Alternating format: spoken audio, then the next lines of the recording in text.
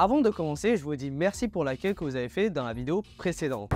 Voilà, ça c'est ma manière de vous dire merci. Bref, revenons sur Mandela Catalogue. Aujourd'hui, nous allons voir ni une, ni deux, non pas trois, mais 4 vidéos aujourd'hui, pour finalement être à jour. Bref, assez de blabla et passons à la première vidéo qui se nomme l'interlude. La vidéo débute avec une série d'images qui s'enchaînent avec un fondu enchaîné. On voit d'abord l'extérieur et puis l'intérieur du bâtiment de la police de Mandela, accompagné d'un texte indiquant Mandela, population, rapport sur les tendances 1990 à 2010. Ce rapport nous montre que le comté au fil des années se fait déserter par la population, qui ne se sent plus en sécurité, puisque la première apparition d'un alterné date des années 90, 1991 précisément. Ensuite, un court clip édité sur Movie Maker montre un texte blanc défilant sur un fond bleu, où une Sarah s'adresse à Adam Murray au sujet de son accès aux fichiers récents du MCPD. Une annonce publique du département des phénomènes temporels des États-Unis est ensuite présentée, affirmant qu'une menace imprévue a été éliminée et que tout le monde peut vivre en sécurité. L'image est ensuite coupée par un écran déformé portant le texte au commencement. Par la suite, un guide sur l'assimilation est alors montré, illustrant des assimilations imparfaites, complètes et excessives, dont celle d'un prêcheur à côté d'une nonne.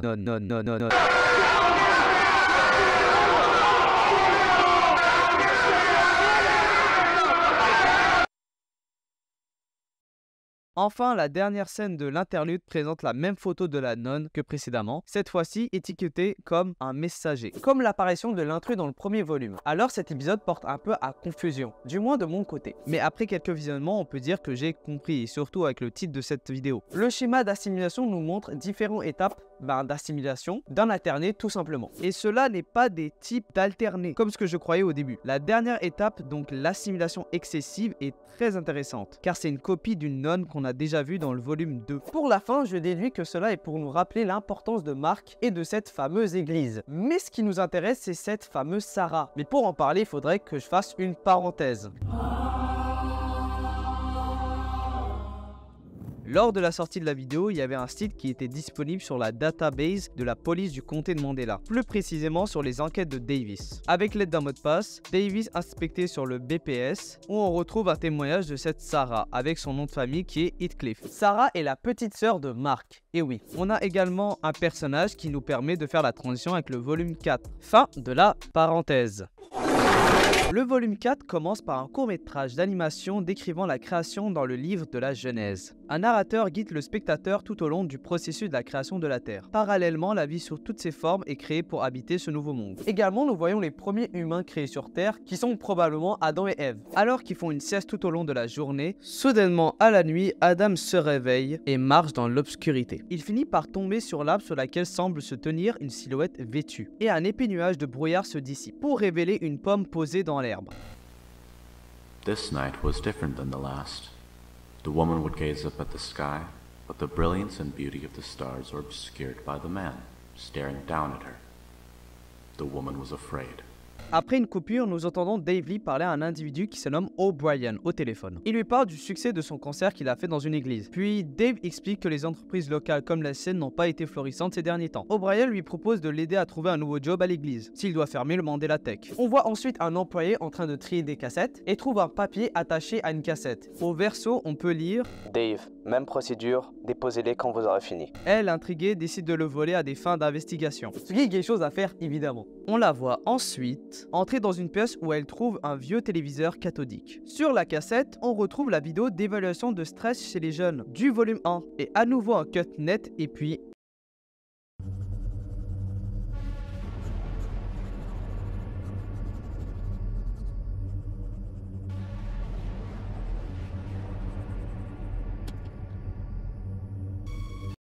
on retrouve Davis dans sa chambre avant qu'il ne s'en aille. Qui, ne branle rien honnêtement. Il a juste plus à bouffer en fait. Donc on va passer à la suite. Une vidéo du journal télévisé du lycée de Burton est diffusée. Une étudiante encourage les gens à rejoindre les clubs d'art. Sarah Heathcliff, une ancienne élève de l'école, se présente comme la fondatrice du club BPS. Elle dit qu'elle cherche des partenaires de travail pour l'aider à mener des enquêtes privées et donne son mail. Adam envoie un mail à Sarah pour lui faire part de son intérêt à rejoindre le club. Sur son site web, Sarah annonce qu'Adam est un nouveau membre du BPS. Le 14 juillet 2007 à 23h17, Adam et Sarah arrivent dans un bâtiment abandonné.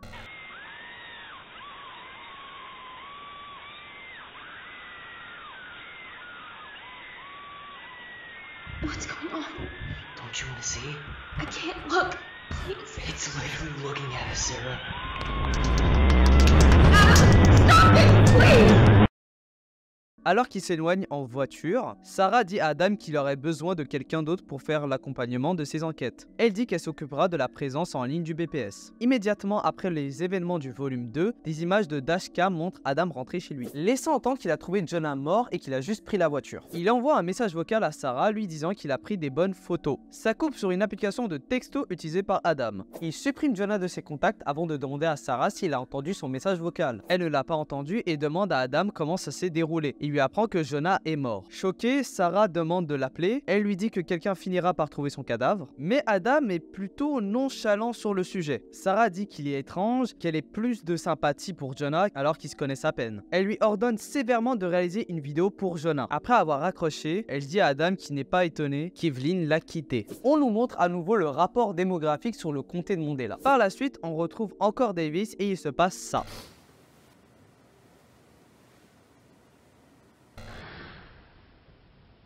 On retrouve Dave qui vire son seul employé. Dave a accepté l'offre de son ami O'Brien, ce qui fait qu'il ferme le magasin. En plus de cela, il a remarqué qu'elle a utilisé la cassette. Nous voyons ensuite ce qui semble être le remplaçant de Davis. Donc l'interné qui a pris possession du corps de Davis, qui disparaît dans l'obscurité. Le véritable Davis parle de la peur de son propre reflet, c'est-à-dire de lui-même, et de son alter ego, se décrivant comme un homme sans but, un monde qui a besoin de lui, et un garçon effrayé avec un pistolet, faisant référence à Mark, et nous demandant si cela lui semble familier. Tandis qu'on l'on voit à l'extérieur de la maison de Mark avec une boîte rouge sur la fenêtre de sa porte, là où Mark est décédé. Nous revenons sur Adam et Sarah. Elle demande à Adam si la vidéo commémorative est prête. Adam répond que oui et il l'envoie. Mais il se trompe de version, ce qui agace son ami. We announce the passing of Jonah Marshall, a recent member of the Bythorn Paranormal Society. Jonah was beloved by many of our viewers, and for good reason. He brought a positive energy to an otherwise serious organization. We couldn't be more saddened by the passing of such a pure soul. Jonah passed away peacefully, surrounded by his loved ones.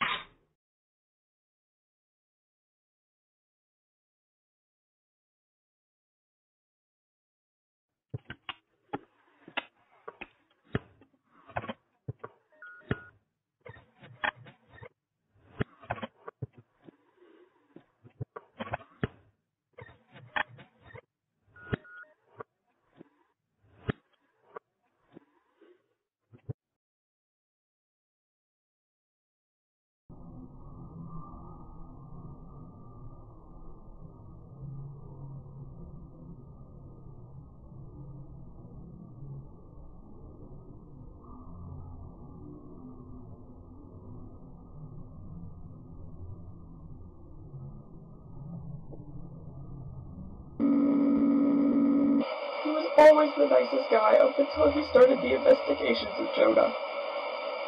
I never believed in that kind of stuff. He always came across as a skeptic, sort of just more surprised than anything. There was always something going on with him, but he just never told me. We got into a big fight over it, and he just told me some awful, terrible things that I just wish he had never told me. I never said that. It's messing with my words. I don't know what's going on. It's not me. The computer, I swear. I'm not stupid. I never said that. The computer, I swear. Messing with my words. I'm not stupid, alright? I don't know what's going on. Messing with my words. I never said that. Shut the fuck up! I never said that. Messing with my words. I've had enough of... Un logiciel appelé Face Studio 2 apparaît à l'écran. Un modèle 3D d'une tête parlante indique que Face Studio 2 est capable de faire dire à un visage ce qu'il veut. Le logiciel demande à l'utilisateur de fournir ses données personnelles et 3 photos de son visage. Le guide se termine par une phrase du chef qui dit que la technologie numérique est venue et nous a tous sauvés, et qui invite les utilisateurs à parler du logiciel autour d'eux. L'écran s'interrompt et revient à la chambre d'Adam, avec la télévision allumée et le corps de sa mère. Tangled limbs danced around my bedroom. I held my breath and waited for it to stop. I was too scared. I waited my relationship.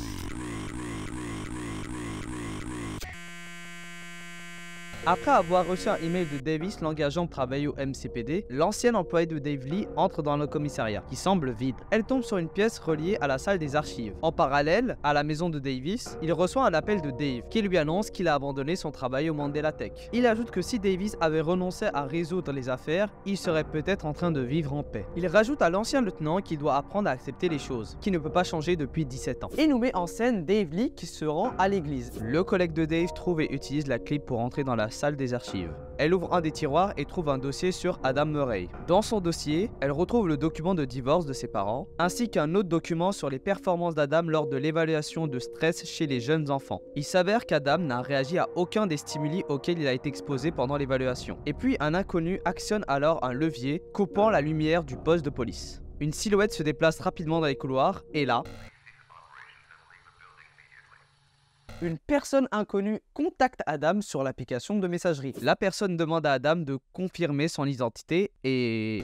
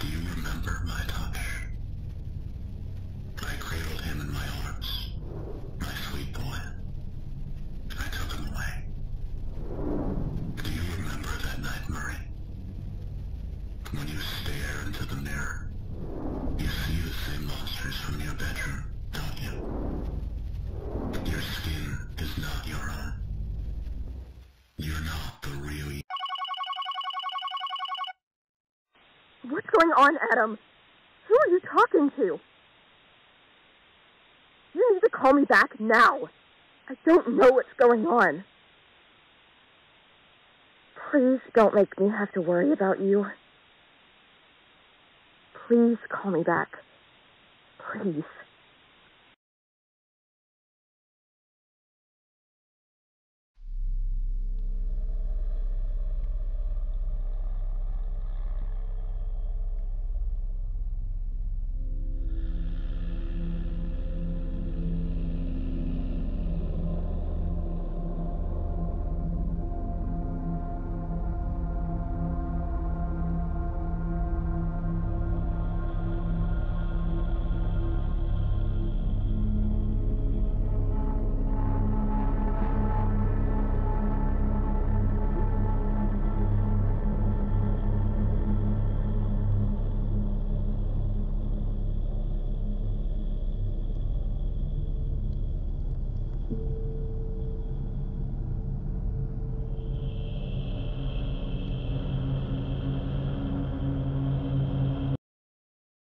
Alors encore une fois, beaucoup de choses à dire. Si nous reprenons dès le début, nous avons vu la création du monde et des premiers humains. D'ailleurs, petite théorie de ma part, je pense que Adam Murray et Adam ont un lien particulier à faire. Déjà, ils ont le même nom et le fait qu'ils sont tous les deux reliés à des alternés. Puisqu'une autre théorie dit qu'Adam, l'originel, est devenu un alterné en mangeant la pomme. Maintenant, parlons de cette fille qui travaillait avec Dave Lee. Elle se nomme Evelyn et c'est elle que Sarah mentionnait avec Adam. Avec la scène qui se déroule dans le poste de police, on ne sait pas si Evelyn est en vie ou non. Mais elle est clairement en danger. Il y a aussi plus d'infos sur ce qui est Sarah. C'est la fondatrice du BPS et c'est par cela qu'elle rencontre Adam. Mais on n'a pas plus d'informations sur elle. Pour Dave, il est mort. Ouais, c'est triste. C'est l'ange Gabriel qui l'a tué par lui-même. D'ailleurs, on comprend que l'ange Gabriel se servait de Dave, mais pour quelle raison, on ne sait pas encore. J'ai ma petite idée, je pense que Dave a développé le logiciel Face Studio 2, mais qui a été utilisé par les alternés ou bien l'intrus, je sais pas trop. Cependant, la plus grosse révélation de ce volume, c'est que Stanley et l'intrus sont la même personne, également responsable de la disparition de tous les enfants perdus. Donc il y a un lien particulier entre Stanley et Adam, qui n'est plus trop humain on dirait, depuis les événements du volume 2. On enchaîne avec la vidéo la plus terrifiante de Mandela Catalogue. La vidéo commence avec une personne qui filme son écran pour nous montrer un accident sur la chaîne 3. Il nous montre un reportage sur la mort de Dave Lee dans le parking d'une église qui a été annoncé comme étant fermée au public.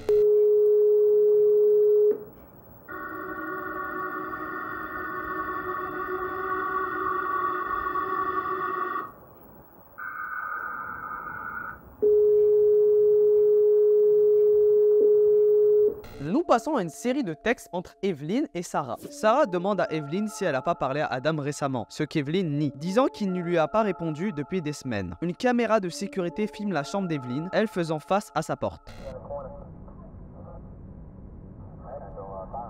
Adam?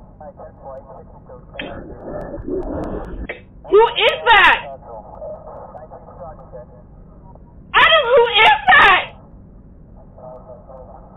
Nous passons ensuite à l'enregistrement d'une caméra de sécurité de l'hôpital communautaire de Burton, qui montre une conversation entre deux infirmières non identifiées sur la mort de Dave. Oh, Jesus. What? Come here. Look. Oh my God. Yeah. Brain's not supposed to do that. Des images de l'église Saint-Gabriel sont montrées à l'écran, avec une statue d'ange et un panneau solaire. On voit ensuite l'extérieur d'une maison sur laquelle on voit l'archange sur le côté gauche. Une série de textes rouges apparaissent, partiellement coupés par la maison, disant «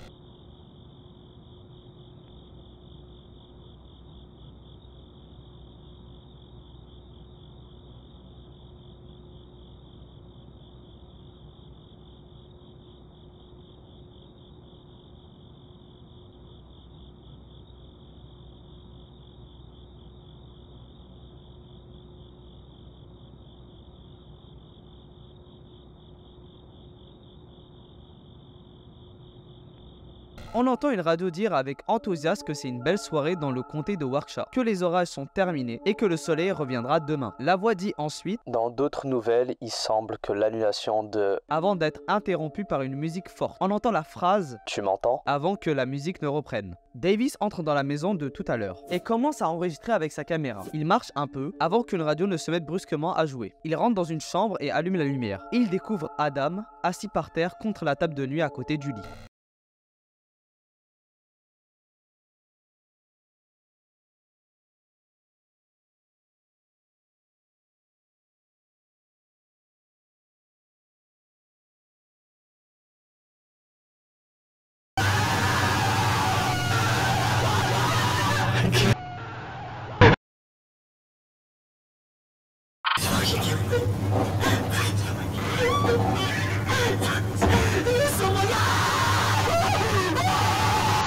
L'épisode se termine sur un écran blanc avec un smiley légèrement pixelisé en bas à gauche, accompagné de cris étouffés mais encore inaudibles. On passera directement à la prochaine vidéo car je trouve qu'ils sont très liés. La vidéo débute avec une publicité du Mandela Tech pour plein de produits qu'ils vendent en raison de la fermeture du magasin. L'écran se transforme en image avec une porte noircie sur laquelle on peut lire « La seule télévision analogique du Wisconsin. » et un panneau disant « Attendez s'il vous plaît. » sur la droite de la porte de notre point de vue. Quelques secondes plus tard, nous sommes accueillis par un écran statique. Avant qu'une vidéo ne montre des séquences se déroulant probablement dans le département de police de comté de Mandela, tandis que Sarah et Evelyn font un appel Skype ensemble. Dans les locaux, Davis et Adam se tapent la discute. Davis lui demande de lui raconter la formation du BPS et commence à merder en gros. Adam explique le déroulé du volume 2 lorsque Davis lui demande ce qui s'est passé à la maison. La lumière au-dessus de la table commence à vaciller et Adam s'est mis à avoir des spasmes et à se déformer brièvement tandis qu'on entend un cri déformé ou un glitch. Il déclare qu'il ne se souvient pas complètement de cette nuit. Ensuite, on voit le ciel au-dessus du bâtiment de Mandela Tech, au niveau de gris avec un texte rouge, semblable à celui de l'Ange Gabriel dans le volume 4, dans laquelle on peut lire « Thatcher Davis condamne tout le monde. » Bon, avant tout, on va essayer de clarifier tout ça, parce que c'est un peu mélangeant. Ensuite, nous passerons aux théories. Le 6 juin 2007, Sarah crée le BPS. Un mois plus tard, précisément le 10 juillet, Adam rejoint le groupe, et quelques jours après, ils font leur première inspection. 2 ans plus tard, le 13 janvier 2009, Jonah rejoint le BPS, et avec Adam, font l'investigation qu'on a vue dans le volume 2. Il rentre chez lui tranquille alors que son pote est mort. Le lendemain, Dave Lee ferme sa boutique et conseille à son employé Evelyn d'aller au commissariat pour trouver un nouveau job. Rappelons qu'Adam et Evelyn étaient en couple avant. Mais revenons sur Dave, qui, en allant voir son ami O'Brien à l'église, croise l'ange Gabriel qui le tue. Du côté de Davis, après de nombreuses années, il décide de continuer l'enquête, le 16 janvier 2009. Il trouve finalement Adam dans cet état. Pourquoi? Eh ben depuis les événements du volume 2 et de les retrouvailles avec l'intrus. Adam comprend qu'il n'est plus totalement humain et le processus de transformation en alterné commence à faire son effet. Processus qu'on a vu dans l'interlude. Davis l'embarque et passe un interrogatoire pour mieux comprendre ce qui s'est passé. Pour l'instant, on est rendu là, puisque nous savons que Mandela Catalogue aurait 6 volumes en totalité, nous pouvons essayer de trouver des pistes pour la suite. Voilà mes théories. Adam va devenir le prêcheur. Le prêcheur, c'est lui là. Plus on avance, plus Adam lui ressemble. Et rappelons que dans l'interlude, le dernier niveau d'assimilation est avec lui justement. Et peut-être qu'Adam obtiendra cette forme à l'avenir. On a vraiment l'impression que Alex, le créateur, a essayé d'explorer plus son univers en diversifiant les comtés. Également, les personnages féminins sont plus présents et j'ai l'impression que c'est eux qui vont régler la situation. Concernant l'ange Gabriel, nous savons qu'il y a un plan, mais aucune idée de son déroulé. Je pense que cette photo est une bonne idée de son plan. Je m'explique. Je pense que l'ange Gabriel essaie de réunir tous ces personnages, comme une sorte de réunion avec les Avengers. Nous avons l'observateur qui est l'ange, la façade qui est soit un alterné de César ou bien de Ruth, le voleur qui est tout simplement l'intrus, ou Stanley, si vous préférez, et à la fin le prêcheur qui est Adam. Je sais pas où ça va aller, mais ça m'a l'air une piste intéressante, car cette photo a été dévoilée dans l'Instagram de Alex, le créateur de la série. Je pense que c'est tout ce que je peux dire pour l'instant. Si vous avez des théories, des pistes que vous trouvez intéressantes, écrivez-moi en commentaire. Si cette vidéo vous a plu, n'hésitez pas à vous abonner, à liker la vidéo. Ici là, à la prochaine.